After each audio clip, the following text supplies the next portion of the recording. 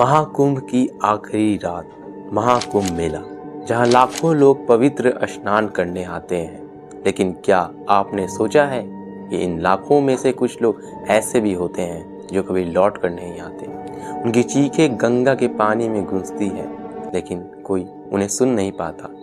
आज मैं आपको ऐसी कहानी सुनाने जा रहा हूँ जो महाकुंभ की आखिरी रात से जुड़ी है। एक ऐसी रात जो हर बार 12 साल बाद आती है और अपने साथ मौत का एक रहस्यमय खेल लेकर आती है। कहानी शुरू होती है 18 साल के रोहित से। रोहित अपने दोस्तों के साथ महाकुंभ मेले में घूमने आया था। उसे मेले की भीड़, रौनक और गंगा का वातावरण बहुत पसंद था। लेकिन जब उसकी मुलाकात एक साधु से हुई तो माहौल बदलने लगा। साधु ने रोहित की ओर देखा और कहा, तुम्हारे हाथ में मौत की रेखा है, लेकिन ध्यान रखना, यह मेला सिर्फ जीवन का संगम नहीं है, यह मृत्यु का प्रवेश द्वार भी है। रोहित ने हंसते हुए उसे नजरअंदाज कर दिया, लेकिन साधु के शब्द उसके कानों में गूंजते रहे। मेले की भीड़ में रोहित और उसके दोस्त एक छोटी लड़की को रोते हुए देखते हैं। लड़की कहती है वह अपने परिवार से बिछड़ गई है। रोहित उसे ढूंढने में मदद करने का वादा करता है। लड़की उन्हें मेले के उस हिस्से में ले जाती है जहां रोशनी कम है और चारों ओर सन्नाटा पसरा हुआ है। जब रोहित ने पूछा, तुम्हारा परिवार कहाँ है? लड़की मुस्कुराई और बोली, यहीं मेरे पीछे। जैसे ही रोहित ने मुड़कर देखा, वहां कुछ साए खड़े थे। उनकी आंखें लाल और चेहरों पर भयावह मुस्कान थी। रोहित ने महसूस किया कि वह और उसके दोस्त अब मेले में नहीं थे। वे एक अंधेर सुनसान घाट पर थे। घाट पर कई पुराने दिए जल रहे थे और गंगा का पानी लाल दिख रहा था। अचानक पानी में से हाथ निकलने लगे। उस हाथों ने रोहित और उसके दोस्त की खींचने की कोशिश की। रोहित ने भागने की कोशिश की, लेकिन उसकी नज़र घाट के किनारे खड़ी उसी छोटी लड़की पर पड़ी।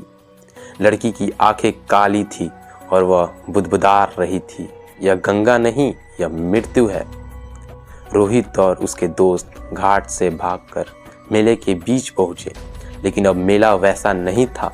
रोशनी बूझ चुकी थी और हर तरफ अजीबो-गरीब आवाजें आ रही थी। उन्होंने एक पंडाल देखा जो मेले के बीचों बीच खड़ा था।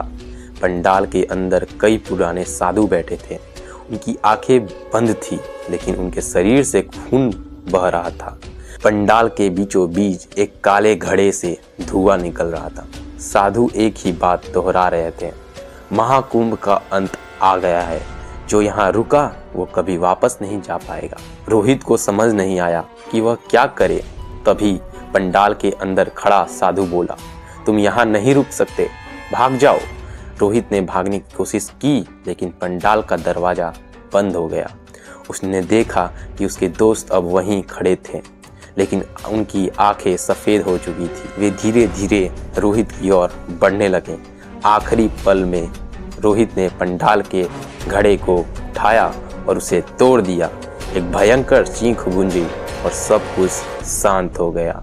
जब रोहित की आँख खुली तो वो गंगा किनारे अकेला खड़ा था। मेले का कोई निशान नहीं था, लेकिन गंगा के पानी में से उसे एक चेहरा दिखा। वह उसी लड़की का चेहरा था जो कह रही थी, तुम अब कभी बच नहीं सकते। और अगर आपको इसके आगे की कहानी जाननी है तो आप कमेंट में मैसेज कर दीजिएगा, मैं इसका पार्ट 2 बना दूंगा। तो ये थी महाकुंभ की आखिरी रात की कहानी। क्या आपको लगता है कि रोहित सचमुच बच गया, या वह भी उस दुनिया का हिस्सा बन चुका है जिसे कोई देख नहीं सकता? अगली बार जब आप महाकुंभ जाएं तो सोचिएगा आप किसके साथ हैं। और आपको ऐसे ही और कहानियाँ सुननी है या देखनी है तो हमारे चैनल को विजिट करें, देखें और सुने, और अच्छा लगे तो सब्सक्राइब करें। अगर तुमको लगता है कि दुनिया में हर दरवाज़ा खुलने के लिए बना होता है तो तुम गलत हो। मैं एक ऐसी कहानी सुनाने जा रहा हूँ जो सिर्फ एक कहानी नहीं है, बल्कि एक ऐसी हकीकत है जो मैं खुद अपनी ज़िंदगी में देखी है। पर मैं तुम्हें एक बात अभी बता दूँ, अगर तुम्हारे अंदर थोड़ा सा भी डर है तो यह कहानी मत सुनना। क्योंकि इस कहानी का हर शब्द तुम्हें एक ऐसे राज के करीब ले जाएगा जहाँ से वापस आना मुश्किल हो सकता है। कुछ साल पहले की बात है। मेरा दोस्त रवि मुझे अपने गांव ले गया था। एक छोटा सा गांव, बिल्कुल जंगल के पास, शांत और एक अजीब सी भारीपन से भरा हुआ। उस गांव का एक ही मामला सब लोगों के जुबान पर था, एक पुरानी हवेली और उसका दरवाज़ा। गांव के लोग कहते थे वह दरवाज़ा खोलना मतलब अपनी मौत को बुलाना। लेकिन तब मुझे लगा कि यह सिर्फ गांव के लोगों की कल्पना है। मुझे क्या पता था कि वह दरवाज़ा मुझे एक ऐसी कहानी का हिस्सा बनाएगा जो मेरी ज़िंदगी हमेशा के लिए बदल देगा। मुझे अब तक याद है, रवि ने मुझे पहली रात ही चेतावनी दी थी, अंकित, अगर रात में कोई आवाज़ सुनो, कोई खटखट की आवाज़ या सांस लेने की हल्की सी आवाज़, तो इसे इग्नोर कर देना, क्योंकि जो लोग उस आवाज़ के पीछे गए हैं वह वापस कभी नहीं आए। उसकी बात पहले मुझे हंसी आई थी, पर दोस्त, रात होते ही सब कुछ बदल गया। उस रात जब सब सो रहे थे तब मुझे एक आवाज़ सुनाई दी, पहले हल्की सी, जैसे कोई दरवाज़ा खटखटा रहा हो। मैं सोच रहा था कि यह मेरी कल्पना होगी, पर आवाज़ धीरे धीरे तेज होती गई, थक थक थक थक, जैसे कोई मुझे बुला रहा हो। पर सबसे अजीब बात यह थी कि आवाज़ मुझे रवि के घर के अंदर नहीं बल्कि जंगल के तरफ से आ रही थी। मुझे लगा शायद कोई चल रहा है वहाँ, पर जब मैंने खिड़की से देखा तो यह देखा जैसे मेरी रात की नींद हमेशा के लिए उड़ा दी।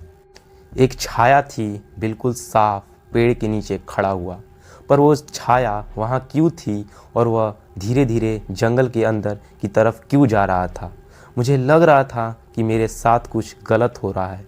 पर दोस्तों, यह तो सिर्फ शुरुआत थी। तुम सोच रहे होगे कि मैंने वहाँ क्या देखा, लेकिन यह समझ लो, अगर तुम इस कहानी को यहीं छोड़ना चाहते हो तो यह तुम्हारे लिए सबसे अच्छा होगा, क्योंकि जो कुछ उस रात हुआ तो वह तुम्हें डर के मारे सोचने पर मजबूर कर देगा कि क्या तुम्हारे आसपास जो हो रहा है वह सच है या साया तुम्हें देख रहा है। दोस्त, जो बात अब मैं तुम्हें बताने जा रहा हूँ वह सिर्फ उस रात का एक छोटा सा हिस्सा है, पर मेरे लिए वह पूरी कहानी की शुरुआत थी। एक शुरुआत जो मुझे उस दरवाजे तक ले गई। रवि और मैं दिन भर गांव के आसपास घूमते रहे थे। शाम को हमने रवि के आंगन में बैठकर चाय पी। जंगल से आने वाली हवा एक अलग सी ठंड ला रही थी और वह शांति मुझे पहले अच्छी लग रही थी, लेकिन शाम ढलते ही एक अजीब सा सन्नाटा छा गया। रवि ने मुझे एक बार फिर हवेली के दरवाजे के बारे में बताया। उसने कहा, देखो अंकित, तुम एक शहर के आदमी हो, तुम्हारे लिए यह सब एक कहानी होगी, पर यहाँ के लोग इस हवेली के पास भी नहीं जाते हैं। अगर कोई आवाज़ सुनो भी तो उसे इग्नोर कर देना। उसके चेहरे पर एक अजीब सी घबराहट थी जो मुझे थोड़ा सा क्यूरियस कर रही थी। मैं सिर्फ मजाक में कहा, छोड़ यार, डर रहा है क्या? रवि चुप हो गया, लेकिन उसकी आंखों में डर साफ था। उस रात डिनर के बाद हम दोनों अपने अपने कमरे में चले गए। रवि का घर बड़ा था और कमरे का एक छोटा सा खिड़की जंगल की तरफ खुलता था। रात के 1 बजे मुझे अचानक एक आवाज़ सुनाई दी। मुझे लगा कि शायद कोई सपना देख रहा हूँ, पर आवाज़ इतनी साफ थी कि मैं सोया ही नहीं था। एक थक थक थक थक की आवाज़, बिल्कुल एक दरवाजे को खटखटाने जैसी। मेरे साथ एक अजीब सा खेल हो रहा था, क्योंकि आवाज़ धीरे धीरे बढ़ती जा रही थी, जैसे कोई मुझे अपने पास बुला रहा हो। पहले तो मुझे लगा कि रवि मजाक कर रहा है, इसलिए मैं उसके कमरे की तरफ गया, लेकिन रवि गहरी नींद में था। उसके कमरे में पूरा सन्नाटा था। मेरे साथ एक अजीब चीज़ हुई। जैसे ही मैंने वापस अपने कमरे की तरफ जाने लगा, आवाज़ वापस आने लगी। इस बार एक और चीज़ हुई। थक थक के साथ मुझे एक और साउंड सुनाई दी, जैसे कोई धीरे से दरवाजे को खींच रहा हो। मैं अपनी जगह एकदम जम गया। कमरे में वापस आने के बाद मैंने अपनी खिड़की की तरफ देखा। जंगल का एक हिस्सेदार हिस्सा वहाँ से दिखाई दे रहा था, लेकिन सब कुछ बिल्कुल शांत था। पर मेरी आंखें एक छाया पर अटक गई। पहले तो लगा कि शायद मेरा दिमाग खेल कर रहा है। छाया एक पेड़ के नीचे खड़ा था, लेकिन धीरे धीरे वह मुझे देखते हुए एक दरवाजे के पास चली गई। दोस्त, मुझे लगता है कि यह वही हवेली का दरवाज़ा था। तभी एक और अजीब बात हुई। मेरा कमरा एकदम से ठंडा हो गया, जैसे हवा अंदर आ रही हो, पर खिड़की बंद थी। मैं पूरा काँप रहा था, लेकिन मैंने अपने आप को समझाया कि यह मेरा इमेजिनेशन होगा। लेकिन जब थक थक की आवाज़ फिर से सुनाई दी, तब मैंने अपने बिस्तर के पास रखे रवि से स्टिक को उठाया और खिड़की के पास गया। मुझे डर था कि कहीं जंगल से कोई जानवर या चोर तो नहीं आया, लेकिन जब मैं खिड़की के पास पहुंचा तो आवाज़ एकदम से बंद हो गई, पूरा सन्नाटा। और तभी मुझे एक और चीज़ महसूस हुई, मेरी गर्दन के पीछे जैसे किसी का सांस लेना। मैं इतना डरा हुआ था कि पीछे मुड़कर देख भी नहीं पाया, बस बिस्तर पर बैठा रहा, अपने आप को यह समझाता रहा कि बस मेरी सोच है। अगली सुबह रवि ने मुझसे पूछा, रात को सब ठीक था? मैं कुछ बोल नहीं पाया।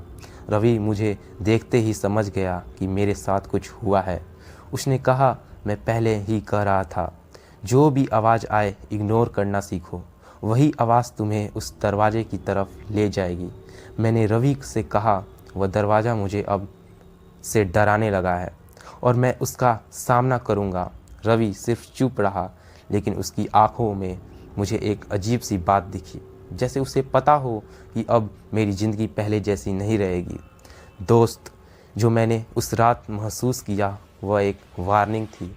पर तुम जानते हो ना, इंसान का नेचर होता है कि जितना रोका जाए उतनी ही जिज्ञासा बढ़ती है। मैंने फैसला कर लिया था, मैं उस दरवाजे के पास जाऊंगा। अगले दिन जब मैं गांव के लोगों से बात कर रहा था तो एक बूढ़ी औरत ने मुझसे हवेली की कहानी सुनाई। उसने कहा कि हवेली पहले एक जमींदार की थी, जिसका नाम ठाकुर रघुनाथ सिंह था। उसका एक बेटा और एक बेटी थी। बेटी की शादी एक ऐसे लड़के से तय हुई थी जो जमींदार को पसंद नहीं था। शादी के एक दिन पहले उसने अपनी बेटी को उस दरवाजे के अंदर बंद कर दिया और उस दरवाजे को हमेशा के लिए सील कर दिया। कहानी कहते कहते बूढ़ी औरत रोने लगी और बोली, उसके बाद वह दरवाज़ा कभी नहीं खुला और लोग कहते हैं कि उसकी रूह आज भी वहाँ है। उसकी बात सुनकर मेरी जिज्ञासा और बढ़ गई। उस रात के बाद मुझे नींद ही नहीं आ रही थी। वह परछाई, वह आवाज़ और वह दरवाज़ा सब मेरे दिमाग में बार बार घूम रहा था। मैं जितना सोचने में बचना चाह रहा था, उतना ही मुझे लग रहा था कि वह चीज़ मुझे अपनी तरफ खींच रही है। रवि की बातें याद आई, जो लोग उस दरवाजे के पास गए हैं वह कभी वापस नहीं आए, पर एक अजीब जिज्ञासा थी जो मुझे उसकी ओर ले जा रही थी। क्या सच में उस दरवाजे के पीछे कुछ था, या ये सब गांव की कल्पना थी? अगले दिन सुबह रवि से बात की। मैंने कैजुअली पूछा, यार वह हवेली और दरवाजे का क्या सीन है? उसका चेहरा एकदम गंभीर हो गया। उसने कहा, अंकित, उस दरवाजे के पास मत जाना। तुम्हें पता है, गांव के राम प्रसाद चाचा, जो यहाँ के सबसे पुराने लोग हैं, उन्होंने एक बार बताया था कि वह दरवाज़ा शुरू में एक मंदिर का था, पर फिर एक दिन कुछ लोग जंगल में घायल मिले और वह सब कुछ बोल नहीं पा रहे थे, सिर्फ इशारे करते थे और उनके चेहरे पर ऐसे निशान थे जैसे उन्होंने किसी ऐसी चीज़ का सामना किया हो जो इंसानी नहीं थी। रवि की बात सुनकर पहली बार मुझे लगा कि शायद ये मजाक नहीं है, पर फिर भी मैं अंदर एक अजीब जिज्ञासा थी जो मुझे उस दरवाजे के करीब जाने से रोक नहीं। उसी रात जब सब सो रहे थे, मैंने फैसला किया कि मैं जंगल के पास जाकर खुद देखूंगा कि वह दरवाज़ा कैसा है। रवि मुझे रोक नहीं सका। मैं अपनी टॉर्च उठाई और धीरे घर के पीछे वाले रास्ते से जंगल की तरफ चल पड़ा। रात एकदम शांत थी, लेकिन वह शांति, दोस्तों, वह एक असहज शांति थी, जैसे हवा भी अपने साथ कोई कहानी लेकर चल रही है। जंगल के अंदर जाते जाते मुझे लगा कि कोई मुझे देख रहा है, पर जब मैंने पीछे देखा तो कुछ नहीं था। जंगल के अंदर एक अजीब सी खुशबू थी, ना वो मिट्टी की थी ना पेड़ पौधों की। एक नम पुरानी सी महक जैसे वहाँ कुछ सालों से बासी पड़ा हो। पेड़ों के नीचे ज़मीन काफ़ी गिल्ली थी और हर कदम पर लगता था कि कोई आवाज़ कर रहा है। लेकिन दोस्तों, सबसे अजीब बात यह थी कि रात में इस गहरे अंधेरे में भी मुझे लग रहा था जैसे जंगल के अंदर कोई रोशनी का सोर्स हो, एक हल्की सी पीली रोशनी। और जैसे जैसे मैं उस रोशनी के करीब जा रहा था, मेरी सांसें और तेज होती जा रही थी। और फिर वह मुझे दिखा, वह दरवाज़ा, एक बड़ा सा पुराना सा दरवाज़ा जिसमें जगह जगह से लकड़ी खोखली हो चुकी थी। उस दरवाजे के ऊपर अब भी वही लाइन लिखी थी, ये दरवाज़ा मत खोलना। मेरे दिल की धड़कन इतनी तेज़ थी कि मुझे लग रहा था जैसे वह आवाज़ जंगल में सुनाई दे रही हो। पर वह दरवाज़ा, उसके पीछे से एक हल्की सी आवाज़ आ रही थी, जैसे कोई अंदर चल रहा हो। तप तप थप थप। मैं वहीं खड़ा था, एक कदम भी आगे नहीं बढ़ा सका। लेकिन फिर मुझे लगा जैसे कोई मुझे देख रहा था। दरवाजे के पीछे का अंधेरा एकदम साफ था, पर मुझे लगा कि वहाँ कुछ है जो मुझे बुलाने की कोशिश कर रहा है। एक अजीब सी ठंडी हवा चल रही थी जो सिर्फ दरवाजे के आसपास थी, जिससे वहाँ एक अलग दुनिया हो। मैंने टॉर्च की रोशनी दरवाजे के पास ले जाने की कोशिश की, पर जैसे ही मैंने रोशनी लगाई, मुझे एक चीज़ दिखी जो मेरे होश उड़ा गई। वह एक हाथ था, एक पुराना काला पड़ चुका हाथ, जो दरवाजे के नीचे से बाहर आने की कोशिश कर रहा था। और सबसे अजीब बात थी कि उस हाथ की उंगलियां दरवाजे की लकड़ी पर ऐसे खरोच रही थी जैसे वह दरवाज़ा तोड़ना चाहती हो। मैंने बस एक ही चीज़ की, टॉर्च बंद की और वहाँ से भाग गया। मुझे अब तक याद है उस रात की हवा का वह ठंडापन और मेरे पीछे से आती वह हल्की सी ठक ठक की आवाज़। इस रात मेरे साथ कुछ अजीब होने लगा। जब मैं सोता तो मुझे सपने में दरवाज़ा दिखाई देता। एक रात मुझे सपना आया कि वह दरवाज़ा खुल गया और अंदर एक औरत बैठी थी जो मुझे बुला रही थी। अंकित, अंदर आओ। मैं चिल्लाता हुआ उठ गया। रवि ने कहा, मैं तुझे पहले ही चेतावनी दे चुका हूँ, तू उस दरवाजे के पास मत जा। पर दोस्त, पता नहीं क्यों मुझे लगता था कि वह दरवाज़ा मुझे बुला रहा है। एक रात मैंने फैसला किया, मैं उस दरवाजे को खोलूँगा। मेरे हाथ काँप रहे थे, पर मैंने दरवाजे को धक्का दिया। दरवाज़ा धीरे से खुला और अंदर जो दृश्य था वो मैं ज़िंदगी भर नहीं भूल सकता। अंदर एक कमरा था जिसमें लाल रोशनी थी। बीच में एक औरत की लाश लटक रही थी। उसकी आंखें सीधी मुझे देख रही थी। तभी मुझे उसकी आवाज़ सुनाई दी, तू भी यहाँ बंद होगा। तभी दरवाज़ा अपने आप बंद हो गया। मैं चिल्लाया, पर कोई मेरी मदद करने नहीं आया। मुझे याद नहीं कि मैं वहाँ से कैसे निकला, पर आज भी जब रात होती है मुझे वह आवाज़ सुनाई देती है। तुम सोच रहे होगे क्या वह सच था? दोस्त, कभी रवि के गांव जाओगे तो खुद देख लेना, पर याद रखना उस दरवाजे को मत खोलना। तो यार, कैसी लगी यह मेरी कहानी? यह एक सच्ची घटना है। तो यार, कहानी अच्छी लगी होगी तो सब्सक्राइब कीजिएगा चैनल को और मेरे चैनल को विजिट करके देखिए। मैं ऐसी ही स्टोरी लाते रहता हूँ भूतों की। तो अच्छा लगे वीडियो तो लाइक कर दीजिएगा। अगर आपको लगे कि यह बस एक डरावनी कहानी है तो यकीन मानिए आप गलत सोच रहे हैं। जो कुछ यहां होने वाला है वो आपकी सोच से परे है, लेकिन क्या आप इसे अंत तक देख पाएंगे? तो स्वागत है हॉरर ट्रूथ आदित्य की दुनिया में। अंधेरी रात थी, ठंडी हवा सरसराते हुए पुराने पेड़ों की शाखाओं को हिला रही थी। पहाड़ों के बीच बसी एक वीरान हवेली, जिसे लोग डिबा किंग कालेश्वर हवेली पलस के नाम से जानते थे, अपने डरावने रहस्यों को छुपाए बैठी थी। गांव के लोग कहते थे कि जो भी इस हवेली में एक रात बिताता है वह फिर कभी वापस नहीं लौटता। लेकिन अजय, विकास और मोहित बाय साहिब, तीन दोस्त इस अफवाह को झूठा साबित करना चाहते थे। वे कॉलेज के छात्र थे और असाधारण घटनाओं मास यास में विश्वास नहीं करते थे। उनका मानना था कि यह सिर्फ अंधविश्वास है और वे इस रहस्य को सुलझाने के लिए तैयार थे। अगर हम पूरी रात वहां बिताकर आ गए तो पूरा गांव हमें बहादुर मानेगा, विकास ने चुनौती दी। अजय थोड़ा हिचकिचाया, लेकिन दोस्तों के मजाक उड़ाने पर वह भी मान गया। तीनों ने अपने बैग उठाए और हवेली की ओर चल दिए। हवेली तक पहुंचते पहुंचते रात के 12 बज चुके थे।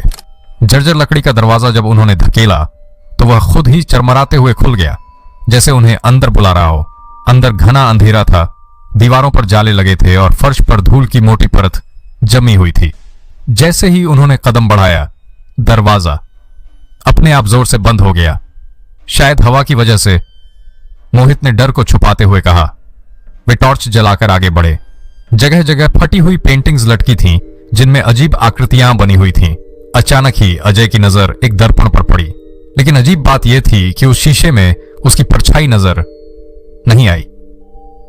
ये कैसे हो सकता है? अजय ने कांपती आवाज में कहा। अचानक हवेली की दीवारों पर लगे चित्रों में हलचल होने लगी। ऐसा लग रहा था जैसे उनकी आंखें घूम रही हों और वे तीनों को देख रही हों। चलो यार, ये जगह सही नहीं लग रही, विकास ने घबराते हुए कहा। पर तभी एक भारी आवाज गूंजी। अब तुम वापस नहीं जा सकते। तीनों ने मुड़कर देखा, लेकिन वहां कोई नहीं था। वे तेजी से भागते हुए दरवाजे की ओर गए, लेकिन दरवाजा अंदर से बंद हो चुका था।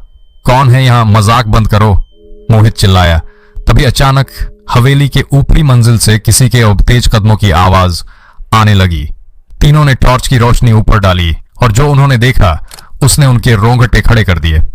एक औरत सफेद साड़ी में खड़ी थी, लेकिन उसका चेहरा नहीं था। वह बेहद तेजी से उनकी ओर बढ़ी। तीनों चिल्लाते हुए हवेली के अंदर की ओर दौड़े और एक कमरे में छुप गए। लेकिन जैसे ही उन्होंने दरवाजा बंद किया, कमरे में अंधेरा छा गया और वहां किसी की सांसों की आवाज आने लगी। कमरे के कोने में एक पुरानी डायरी रखी थी। विकास ने टॉर्च की रोशनी में उसे खोला। डायरी के पहले पन्ने पर लिखा था, अगर तुम यह पढ़ रहे हो तो इसका मतलब है कि अब तुम भी हवेली के श्रापित मेहमान हो।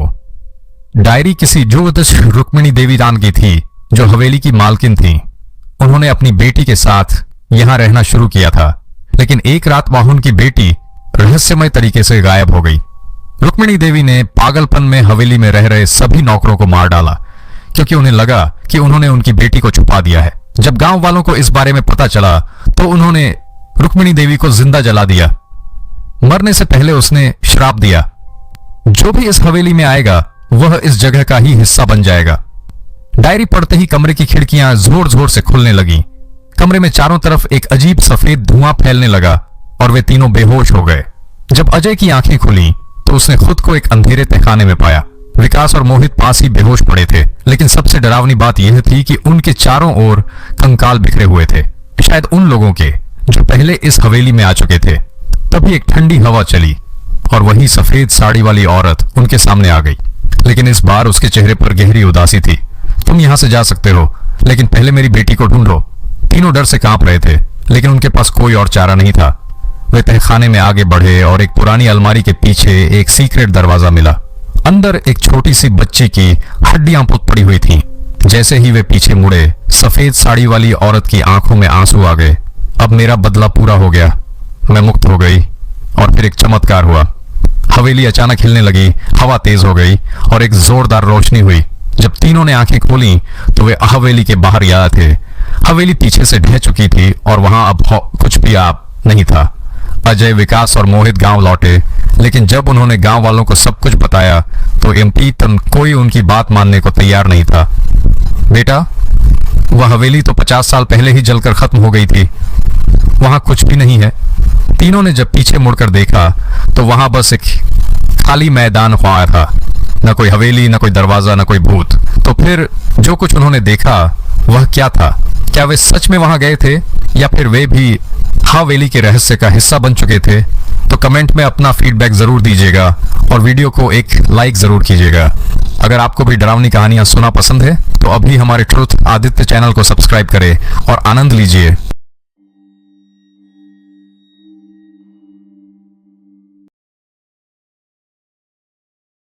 कहते हैं नागा साधे मृत्यु के बाद भी जीवित रहते हैं। रक्षक है, तू भक्त है, धर्म का रक्षक है। नागा क्या है, कैसे हैं, कहाँ रहते हैं, कहाँ चले जाते हैं, इनकी जो रहस्यमयी दुनिया है वो कैसी है, आज की कहानी इसी पर। उनकी आत्मा जंगल में भटकती है। तपस्या अधूरी छूट जाए तो वह किसी को भी मार सकती है, पर क्या होगा जब कोई अनजाने में उनकी साधना भंग कर दे?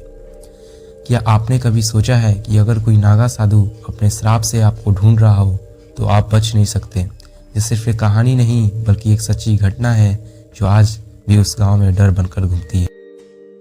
राज और उसके 3 दोस्त समीर, कुंडाल और राघव एडवेंचर के शौकीन थे। हर साल नए नए अनएक्सप्लोर्ड जगह पर ट्रेनिंग करना उनका शौक था। इस बार उनका लक्ष्य था काल गुफा, जो एक प्राचीन नागा साधु की तपस्या स्थली के नाम से मशहूर थी। यह सिर्फ एक गुफा नहीं, यह एक कैद है। गांव वालों ने उन्हें रोकने की कोशिश की, पर उन्हें यह बचपन से सुनी कहानियां जैसा लगा।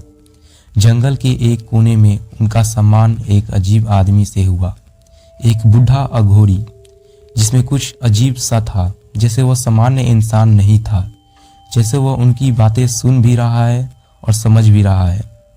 अघोरी ने धीरे से कहा, जिसमें आत्मा का भार हो वह अंदर मत जाए, जो भी गया वह जीवित नहीं बचा। उसकी आवाज़ ठंडी थी, जैसे हवा भी रुक गई हो। राघव हंस पड़ा, बाबा ये 2025 है, हम भूत प्रेत पर विश्वास नहीं करते। लेकिन अघोरी की आंखें तो आंखें जैसे अंधेर से भरी थी। वह राज के करीब आया, उसके कान भी धीरे से बोला, रात से पहले लौट जा, वरना तेरी आवाज़ भी यहीं दबा दी जाएगी। और उसे कहते ही वह हवा में गायब हो गया। राज और उसके दोस्त में इसे सिर्फ एक धोखे का खेल समझा और आगे बढ़ गए। पर जब वे जंगल से उस हिस्से में पहुंचे जहां से गुफा का रास्ता शुरू होता था, तभी सब कुछ एकदम शांत हो गया। ना कोई पंछी, ना हवा का शोर, जैसे दुनिया एकदम बंद हो गई हो। कुंडाल बोला, यह इतना अजीब क्यों लग रहा है? तभी एक हल्का सा सुध भरा चेहरा उन्हें जंगल में कोने में दिखा और धीरे धीरे गुफा के अंधेर में समा गया। राज ने अपनी टॉर्च निकाली और वे गुफा के अंदर घुस गए, बिना ये जाने कि ये वापस लौट भी नहीं पाएंगे। भूतिया नागा साधु, राज और उसके दोस्त गुफा के अंदर घुस गए। गुफा का माहौल अजीब था, ठंडी हवा, गीली जमीन और एक अजीब सी गंध, जो ना मछली की थी ना इंसानी लाश की, पर कुछ था जो अंदर ही अंदर घबराहट बना रहा था।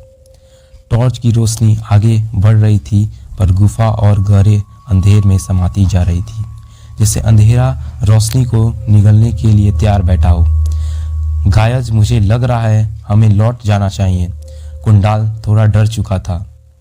समीर हंस पड़ा, तू तो बहुत बड़ा एक्सप्लोरर बनना चाहता था ना, अब क्या हो गया? पर उसकी हंसी तुरंत रुक गई जब उन्होंने देखा दीवारों पर अजीब इंसानी हाथों के निशान थे, और ये निशान सिर्फ एक जगह नहीं, पूरी दीवार पर फैले हुए थे, जैसे कोई यहाँ से बाहर निकलने की कोशिश कर रहा हो। राघव ने टॉर्च उठाकर उन निशानों को देखा और एक जगह का नाम लिखा था, राज। राज का दिल जोर से धड़कने लगा। ये क्या मजाक है? ये नाम यहाँ कैसे लिखा हो सकता है? तभी एक जोर की चीख गुफा में गूंज उठी।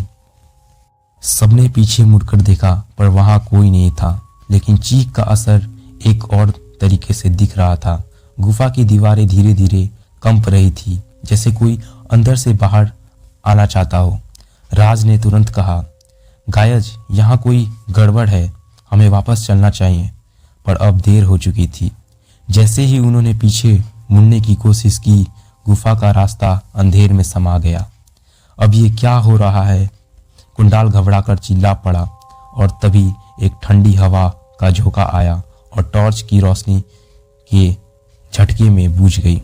अगले ही पल एक भयंकर हाथ गुफा में एक कोने से निकला और समीर को अंधेर में खींच लिया।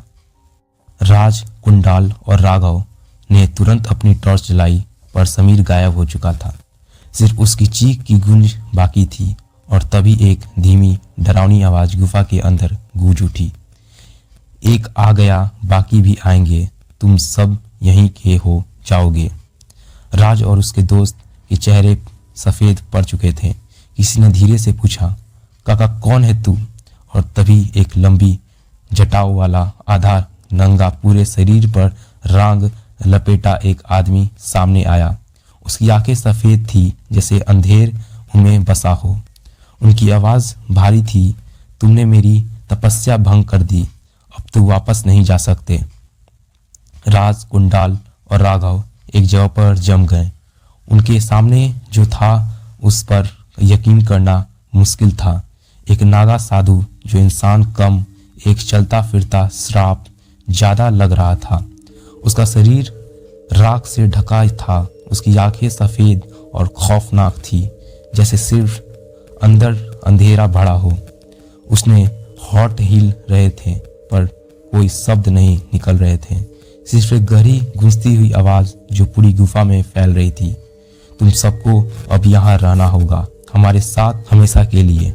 डर और भागने की कोशिश। कुंडाल ने तुरंत टॉर्च उठाई और उस भयंकर साधु के चेहरे पर रोशनी डाली, और तभी साधु का चेहरा एक झटके में बदल, उसका मुंह खींचने लगा जैसे चारों तरफ से उसकी त्वचा जल रही हो और उसकी आंखों से लाल खून निकलने लगा। राज चिल्लाया और तेजी से गुफा के पीछे की ओर दौड़ा, लेकिन वहां कोई रास्ता नहीं था, सिर्फ अंधेरा। पीछे एक चीख गूंजी और कुंडाल का हाथ हवा में उछल गया। राज और राघव ने पीछे देखा, कुंडाल वहां था ही नहीं, सिर्फ उसके कपड़े का एक टुकड़ा जो हवा में तैर रहा था। राघव एक कोने में छिप गया, उसकी सांसें तक सुनाई दे रही थी। राज धीरे धीरे आगे बढ़ा, उसके हर कदम के साथ मौत करीब आ रही थी। तभी एक हल्का सा हाथ उसके कंधे पर रखा गया। राज का शरीर जम गया, वह धीरे धीरे मुड़ा और राघव वहां था ही नहीं, उसकी जगह साधु खड़ा था। उसका चेहरा अजीब तरीके से मुरझा चुका था, उसके होठ टेढ़े हो चुके थे, जैसे वह राज के अंदर घुस जाना चाहता हो। राज ने जोर से चीखने की कोशिश की पर कोई आवाज नहीं निकली। गुफा में सिर्फ एक आखिरी बात गूंजी, अब तू भी हमारी तरह बन चुका है। राज की आंखों के सामने सब कुछ धुंधला हो गया, उसका दिल तेजी से धड़क रहा था और उसके चेहरे पर पसीने की बूंदें टपक रही थी। राघव का चेहरा, कुंडाल की चीखें, सब कुछ जैसे मद होकर धुल गई। सब कुछ बदल चुका था। राज का चेहरा एकदम सफेद पड़ गया, जैसे अब वह भी श्राप का हिस्सा बन चुका हो। साधु ने धीरे से अपना हाथ राज के कंधे पर रखा और उसका मुंह कान के पास लाकर फुसफुसाया, तुमने मेरे रास्ते की बंदिश तोड़ दी, अब तुम्हारा जीवन मेरा हिस्सा बन चुका है। राज ने अपनी आंखें बंद कर ली, जैसे किसी तरह अपने डर को समेट सके, पर किसी ने भी उसके आसपास मौजूदगी का एक एहसास कम नहीं होने दिया। गुफा की दीवारें धीरे धीरे हिलने लगी और सब कुछ जैसे जिंदा हो गया। तभी राघव का चेहरा अचानक उसके सामने आ गया, पर कुछ अजीब था। वह सामने था पर बिल्कुल भी जिंदा नहीं था। उसके चेहरे पर एक बड़ा गहरा घाव था, जैसे उसका चेहरा खुद को अंदर से खा गया हो। राज, उसकी आवाज़ धीमी थी, जैसे दर्द में भी कुछ छुपाने की कोशिश कर रहा हो। राज ने वहाँ जहाँ से कोई कभी वापस नहीं लौट सकता। उसकी बात पूरी होने से पहले एक घंटी की आवाज़ गुफा में गूंज उठी और एक बहुत पुरानी डरावनी आवाज़ सुनाई दी, तुम दोनों को वहाँ जाना होगा जहाँ कोई और नहीं गया। वहाँ जाना जरूरी है, यही तुम्हारे लिए आखिरी रास्ता है। राज ने अपनी आंखें खोलकर साधु की तरफ देखा। अब उसका चेहरा रोशनी से भरा हुआ था, जैसे वो अंदर से खींच रहा हो। उसकी आंखों में कुछ ऐसा था जो जैसे आपको अपने अंदर गिरने का एहसास दिला रहा हो। पर एक पल के लिए सब कुछ रुक गया। एक भयंकर चीख पूरी गुफा में गूंज उठी और गुफा का माहौल बिल्कुल बदल गया। राज ने धीरे धीरे अपने कदम पीछे किए, जैसे उसके पीछे कोई जिंदा हाथ हो जो उसे ना देख सकता था ना समझ सकता था। ये सारी कहानी तुम्हारे लिए है राज। साधु की आवाज़ धीमे से गुफा में गूंजी और उससे अपना श्राप पूरा कर लिया। अचानक गुफा में एक कोने में गायब होने वाली रोशनी दिखने लगी। राज का मन कर रहा था कि वह वहां से भाग जाए, जहां कुछ भी जिंदा नहीं, सब कुछ मर चुका था। लेकिन उसके कदम कहां तक बढ़ पाए? क्या वह इस डर से बच सकता था? अगला कदम तुम्हारे दिमाग के अंदर से ही आएगा, और सब तुम ये कहानी पढ़ रहे हो तो तुम्हारे आसपास कुछ जरूर है। क्या तुमने कभी सोचा है कि अगर किसी ने तुम्हारे सामने खुद को दिखाया हो तो क्या तुम उसका सामना कर पाओगे? क्या आप कभी ऐसी जगह गए हैं जहां आपको कुछ असामान्य महसूस हो? कमेंट में बताइए।